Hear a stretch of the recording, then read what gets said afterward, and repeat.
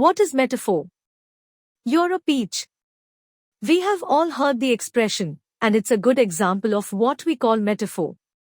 A metaphor is a figure of speech in which a word or phrase denoting one kind of object or action is used in place of another to suggest a likeness or analogy between them. The person being addressed in "you're a peach" is being equated with a peach, with the suggestion being that the person is pleasing or delightful in the way that a peach is pleasing and delightful.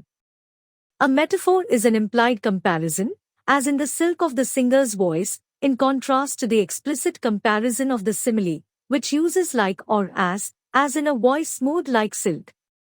Lots of common words we use every day were originally vivid images, although they exist now as dead metaphors whose original upness has been lost.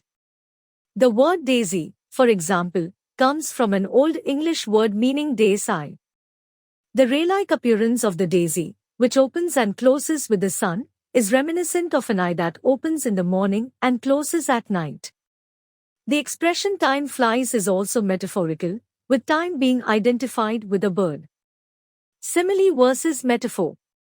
Many people have trouble distinguishing between simile and metaphor.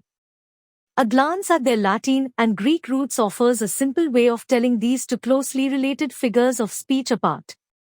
Simile comes from the Latin word similes, meaning similar, like, which seems fitting, since the comparison indicated by a simile will typically contain the words as or like.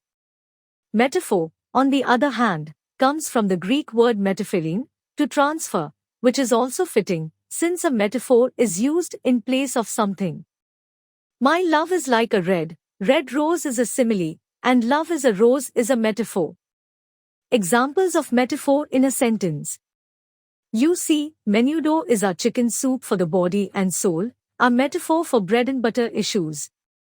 Ben Strong, senior, football player, leader of the prayer group, the boy whose very name is a metaphor, has been besieged by the media for interviews.